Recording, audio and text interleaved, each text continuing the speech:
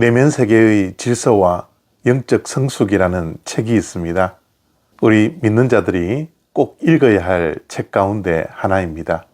그 책에서 내면 세계의 질서가 잡히지 않은 사람의 대표적인 인물을 사울 왕으로 말했고, 내면 세계의 질서가 가장 잘 잡혀져 있는 사람을 세례 요한이라 보았습니다. 그 두 분의 차이는 시기와 질투였습니다. 사울 왕은 자기보다 더 인기가 많았던 다윗에게 시기와 질투를 했었죠. 그러나 세례 요한은 자신보다 더 인기가 좋았던 예수님에게 시기와 질투를 전혀 하지 않았습니다. 그런 모습을 통해서 세례 요한을 내면 세계의 질서가 가장 잘 잡힌 사람으로 저자가 평가를 했습니다. 예수님께서도 세례 요한에 대해서 칭찬을 하셨죠. 이 땅에 여자가 낳은 자 중에 가장 큰 자라고 예수님은 세례 요한을 평가했습니다. 요한복음 3장 29절과 30절 말씀입니다. 신부를 취하는 자는 신랑이나 서서 신랑의 음성을 듣는 친구가 크게 기뻐하나니 나는 이러한 기쁨으로 충만하였노라. 그는 흥하여야 하겠고 나는 쇠하여야 하리라 하니라. 아멘. 세례 요한과 예수님께서 활동하던 시기가 겹칩니다. 세례 요한이 인기가 절정에 이르렀고 그의 영향력이 최고조에 달했을 때 예수님이 등장하셨죠. 그런데 놀랍게도 예수님께서 공생애를 시작하면서 그 인기와 영향력은 세례 요한으로부터 예수님께로 이동을 했습니다. 심지어 세례 요한의 제자들까지도 예수님께로 이동했던 것입니다.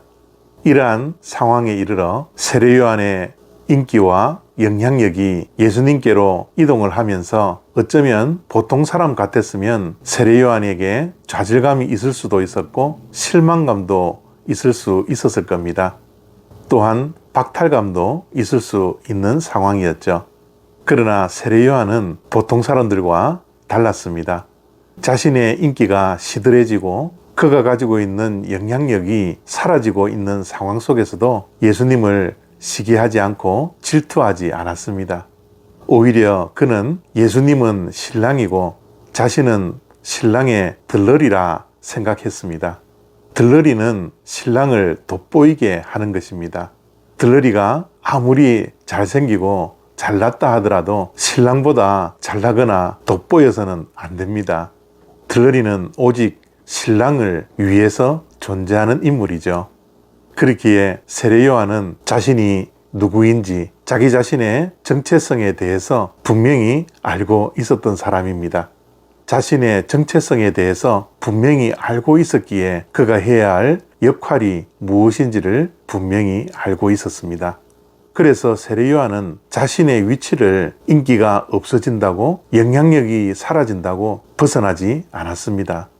예수님을 위한 것이라면 어떠한 손해도 감수하고 각오했던 사람이죠. 세례 요한은 이렇게 말씀합니다.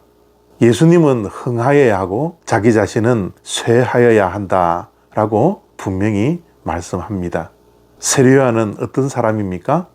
자신은 철저히 낮추고 예수님만을 높여드리는 겸손한 사람이었습니다. 바로 이러한 겸손이 내면 세계의 질서를 가져다주며 영적으로 성숙한 사람인 것이죠. 많은 사람들이 세례 요한을 향하여 우리가 기다리고 있는 메시아냐? 그리스도냐? 라고 말할 때 세례 요한은 그러한 인기에 도취되지 않았습니다. 오히려 그는 나는 그리스도가 아니다 라고 분명히 말했고 그리스도 앞에 보내심을 받은 자다 라고 겸손하게 자신이 누구인지를 대중들 앞에서 확실하게 밝혔습니다. 만약 내면의 질서가 바르게 잡히지 않았더라면 세례 요한은 기고만장할 수도 있었습니다. 예수님을 향하여 시기와 질투를 할 수 있었습니다. 자신이 그리스도인 것처럼 행세할 수도 있었죠. 그러나 세례 요한은 그러지 않았습니다.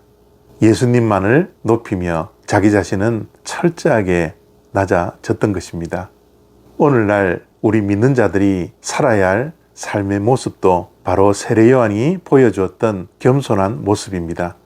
예수님을 높이기 위하여 자기 자신을 낮추며 손해까지 감수해야 했던 세례 요한의 정체성이 바로 우리의 정체성이 되어야 합니다.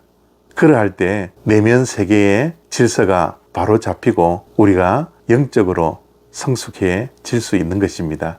오늘 그런 하루가 되어지기를 소망합니다. 저와 여러분들도 늘 겸손하게 자기의 위치를 지키며 예수님만을 높이며 예수님을 위해서는 어떠한 손해도 감수해낼 수 있는 세례 요한과 같은 삶을 살 수 있는 복된 하루 되어지기를 바랍니다. 감사합니다.